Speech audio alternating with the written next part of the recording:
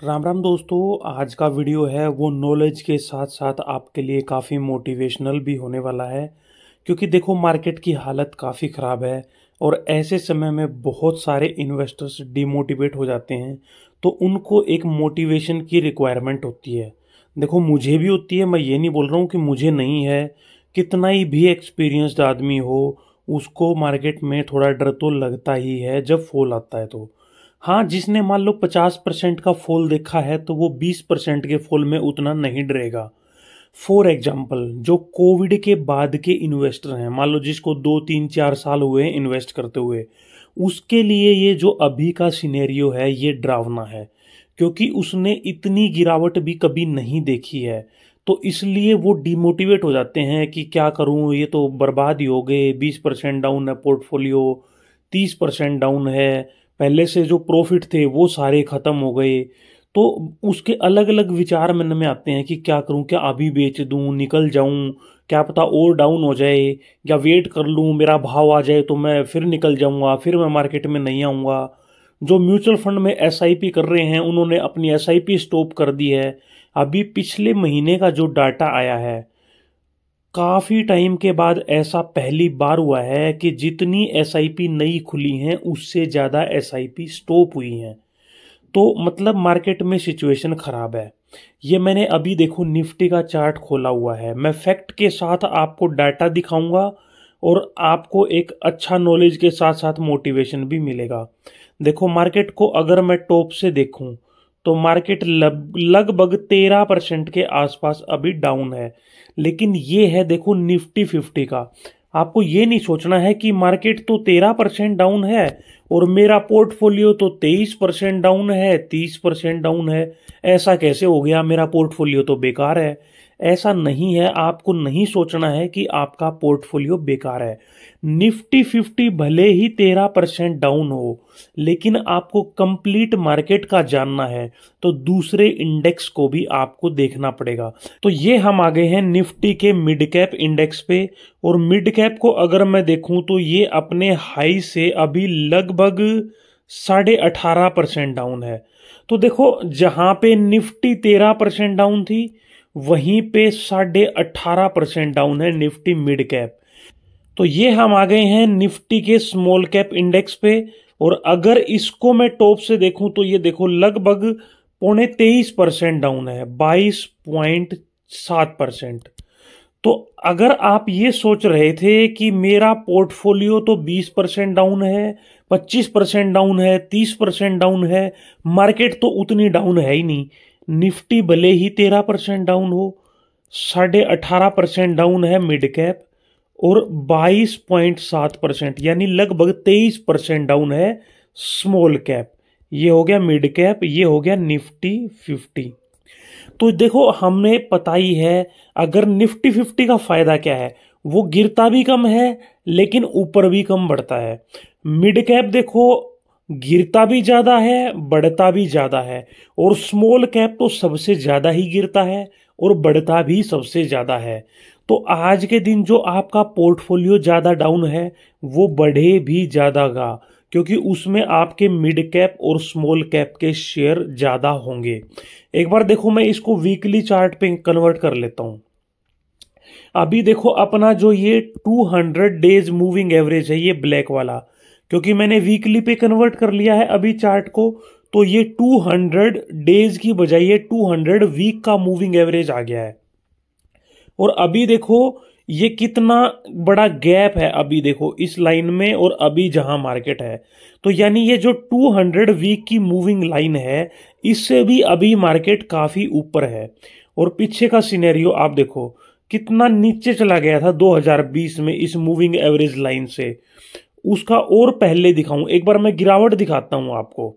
ये देखो ये 2022-23 के बीच की गिरावट है। यहां अगर मैं आपको देखूं तो मार्केट कितना डाउन था, मार्केट का मतलब है यहां से हम देख रहे हैं स्मॉल कैप। यहां देखो लगभग 27.5% डाउन था। और जो पहले का टॉप था, ये टॉप बना था जनवरी 2022 में, और दोबारा जाके यही भाव आए थे लगभग जून 2023 में। यानी गिरावट थी वो भी 27-28% की थी। और जो रिकवरी हुई वो भी लगभग 1.5 साल में हुई है। तो अभी 6 महीने हुए हैं मार्केट डाउन है, और जो डाउन भी अभी है वो सिर्फ 22-23% है। यानी सोचो, ये तो कोविड के बाद वाला मैं दिखा रहा हूं, 2022-23 के। पीछे चल के एक बार देखते हैं कोविड के समय वाला भी। देखो, कोविड के टाइम अच्छा खासा फॉल आया, लेकिन मैं आपको दिखाता हूं कि पहले जो हाई था वहां से कोविड स्टार्ट होने से पहले तक जो हाई था वहां तक कितना डाउन था। देखो, ये हाई था, यहां तक भी 30% डाउन था। देखो, ये हाई है, यहां तक का हमने देखा है 30% डाउन। तो सोचो, जो कोविड का फॉल था उसको मैं हटा भी दूं तो भी मार्केट 30% डाउन थी। पहले हमने देखा वहां पे 27-28% डाउन थी। तो अगर कोविड का जो बॉटम है उसको मैं देखूं तो 61.5% डाउन थी। लेकिन चलो, इसको आप छोड़ सकते हो, इसको आपने नहीं देखना है। फिर भी 30% तो डाउन थी। उससे पीछे चलते हैं और एक बार देखो, ये छोटी गिरावट है, ये वाली, इसको भी देख लेते हैं कि ये कितना डाउन था। ये छोटी सी गिरावट है, और ये गिरावट भी जो हमें छोटी दिख रही है, ये लगभग 22.5% की गिरावट है। 22.5% की गिरावट ये छोटी सी है, और अभी भी मार्केट 22 से 23% डाउन है। और देखो, चार्ट जब आप पूरा देख रहे हो तो शायद इस गिरावट पे तो आपकी एकदम से नजर भी ना जाए, जबकि ये गिरावट उतनी ही गिरावट है जितनी गिरावट अभी मार्केट में हो चुकी है। और अभी हमें ये लग रहा है कि जैसे सब कुछ खत्म हो गया, बर्बाद हो गया, पता नहीं हमारा दोबारा कभी भाव आएगा भी या नहीं आएगा। उससे पहले 2014 के आसपास का देखो, मैं दिखाता हूं, ये टॉप है। टॉप से अगर मैं बॉटम देखूं तो लगभग 44.5% डाउन है। और भाव देखो कब आए, ये जो टॉप था नवंबर 2010 में था, और ये भाव दोबारा वापस जाके आए मई 2014 में। लगभग 4 साल के बाद, 3.5-4 साल के बाद वो भाव आए। उससे पीछे का अगर मैं दिखाऊं तो ये तो 2008 की गिरावट है। इसमें तो बहुत ज़्यादा गिरावट होनी है, इसको तो हम क्या ही कैलकुलेट करें।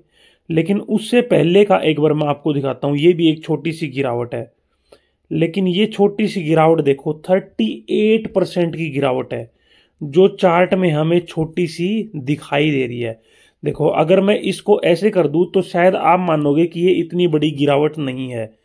तो देखो, मैं बताना क्या चाह रहा हूं, देखो, जो छोटी छोटी गिरावट हमें दिखी वो भी 22% और 30% की गिरावट थी। यानी 22-25% की गिरावट स्मॉल कैप में उतनी बड़ी गिरावट नहीं है। 30-30, 40-40% तक स्मॉल कैप डाउन होना एक नॉर्मल सी बात है।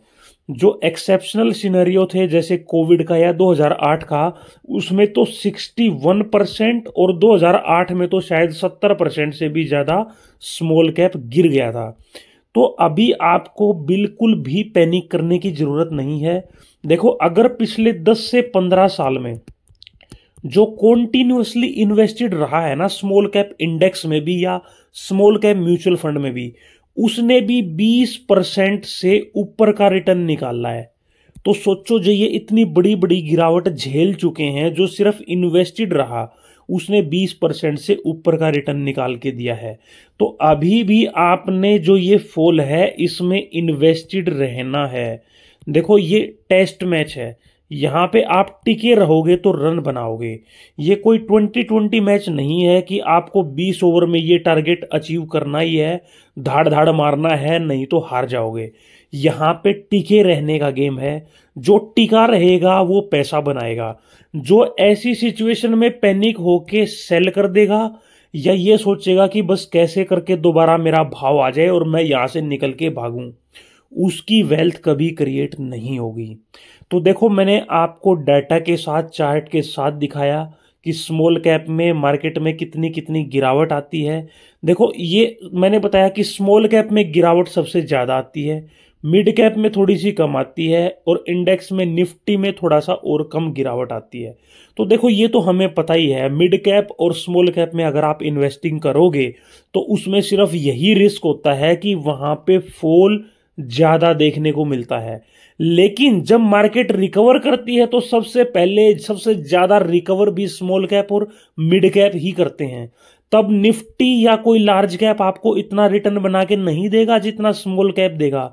पीछे का डाटा आपने सारा देख लिया है, फिर भी सबसे ज्यादा रिटर्न पिछले 10-15 साल में बना के दिया है तो वो स्मॉल कैप और मिड कैप ने दिया है। लार्ज कैप के रिटर्न आप देखोगे तो 14 से 15% आपको देखने को मिलेंगे। स्मॉल कैप और मिड कैप के आप देखोगे तो 18 से 20% के मिलेंगे, यानी 4 से 5% के रिटर्न का फर्क है, जो कि बहुत ज्यादा होता है। तो अगर पीछे इतनी गिरावट झेल झेल के इतना रिटर्न बना है, तो अब गिरावट झेल झेल के हमारा रिटर्न क्यों नहीं बनेगा। तो कहने का मतलब ये है कि आपको सिर्फ पेशेंस रखना है। आपके पास और पैसा नहीं है तो बस आपको टिके रहना है। मार्केट से आउट हो जाओगे, आउट होने के बाद कभी रन नहीं बनते, और मार्केट से आउट होने के बाद वेल्थ नहीं बनती। तो आपको वेल्थ क्रिएट करनी है, पैसा बनाना है, तो इस टेस्ट मैच में आपको टिके रहना होगा। तो उम्मीद है दोस्तों नॉलेज के साथ साथ आपको थोड़ा मोटिवेशन भी मिला होगा। बाकी आपका कोई क्वेश्चन है, आपको कोई सवाल जवाब है, तो आप कमेंट सेक्शन में कर सकते हो, नहीं तो मिलते हैं दोस्तों नेक्स्ट वीडियो में। Thank you.